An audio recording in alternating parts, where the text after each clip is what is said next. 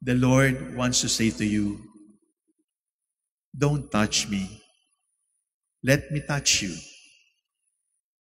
You don't have to touch me because it does not increase me, nor does it make you better. Allow me to touch you. And in allowing me to touch you, you're going to be changed. And do not be afraid of change, because the change that comes from God can only make you better. Simula po ngayong gabi hanggang bukas ay fiesta ng Epiphany. Ang Epiphany po ay pagpapahayag, pagpapakilala, sapagkat ang pagkakatawang tao ng anak ng Diyos ay hindi maaaring ilihim. Mayroon pong dalawang pagpapakilala. Ang unang pagpapakilala ay doon sa mga Hudyo. There was something religious in their epiphany because it was revealed to them by an angel. Paano naman po yung hindi Hudyo? Paano naman po yung hindi kasama sa lahing pinili? Paano makikilala nila na mahal sila ng Diyos? Hindi po nagpakita sa kanilang anghel. Ano ang ginamit ng Diyos para magpakilala? Yung mga bituin, yung mga planeta, yung pagsikat ng araw, yung pagsikat at paglubog ng buwan, yung ihip ng hangin, yung ulan, yung lagaslas ng tubig, yung tinig ng dagat na nagsasabing, mahal tayo ng Diyos. Ginamit ng Diyos ang tinig ng kalikasan para sa mga pantas. The wise men did not see an angel. The wise men only saw nature. They were philosophers. They were wise men. They knew science.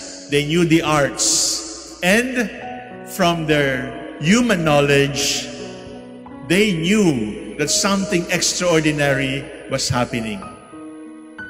Merong nagpakita, merong ipinakita sa pamamagitan ng anghel, merong ipinapakita sa pamamagitan ng kalikasan. Pero hindi lahat ng pinagpapakitaan ay pareho ang sagot. Hindi lahat. Bakit po? Tingnan natin yung mga pantas. They saw a star. And when they saw a star, they saw a happy star. Herod, he also saw the same star. But he saw a fearsome omen. Nakakita ng blessing yung pantas. Ang nakita ni Herod ay banta. Malas para sa kanya. Parehong bituin naman yung nakita nila. The wise men heard from the researches. The wise men heard from the readings that this is good news. Kaya iniwanan nila ang kanilang sariling bayan para hanapin yung nabasa nila sa mga hula ng mga nakaraang taon. When they heard something, they knew it was good. Herod also heard the same, but he did not say it was good. It was bad news. It was a threat. Matapit nang matapos yung paghahari ko dahil sa batang ito. The wise men tasted sweetness. Herod tasted bitterness. The wise men and Herod both saw the manifestation of God, but they responded differently. Pareho ang nakita, pareho ang naamoy, pareho ang narinig, pareho ang nalasahan, subalit magkaiba ang kanilang reaksyon, magkaiba ang kanilang sagot. Yung isa ay natuwa, yung isa ay natakot. Yung isa ay sumamba, yung isa ay pinahanap para patayin. At pagkatapos ng ebanghelyo, ang sabi po ay, the wise men went away. They disappeared. They became anonymous. They were wise men when they worshiped the Lord. But after worshiping the Lord, they chose to be unknown. Merong mga legend kung saan sila pumunta. Meron pang ibang legend na binigyan sila ng pangalan. Pero para sa mga pantas, hindi na humahalaga yon. Kasi pantas kami na humanap, nang makita namin ng Panginoon, nakita namin wala palang kwenta yung karunungan na aming pinanghahawakan. And so, they laid their gifts before the Lord and disappeared. Because they had already laid their human wisdom before the feet of the Lord, and there was nothing more to ask. But Herod continues to be named until now because he wanted the baby killed. And he wanted the baby to be killed so that he killed all the other babies.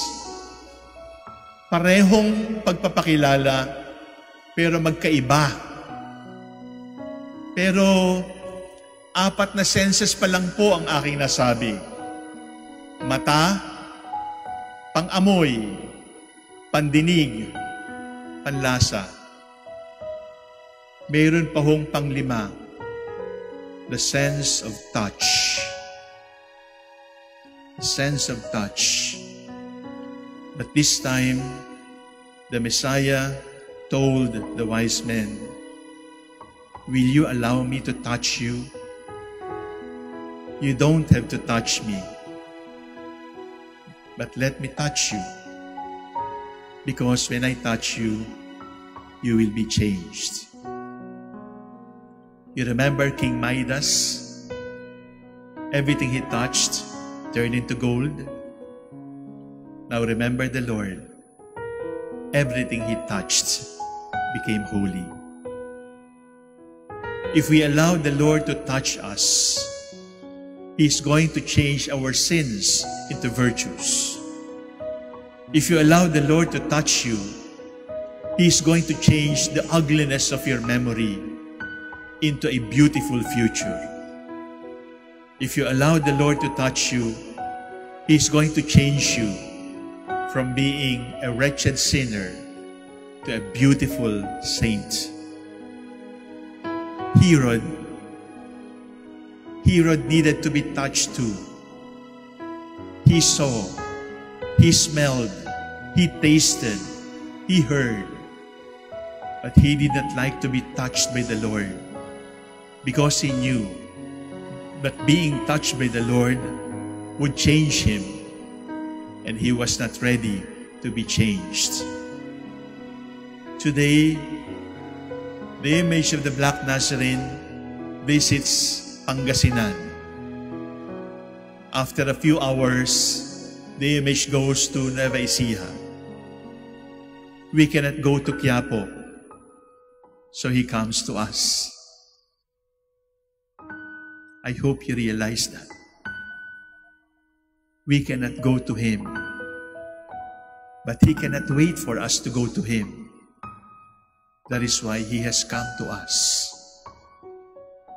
If you are still doubting how important you are, the visit of the Nazareno assures you, you are so important. I cannot remain where I am. I will go where you are because you are unable to visit me.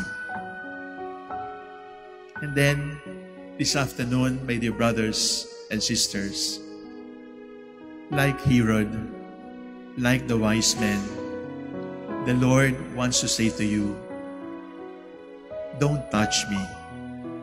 Let me touch you. You don't have to touch me because it does not increase me, nor does it make you better. Allow me to touch you.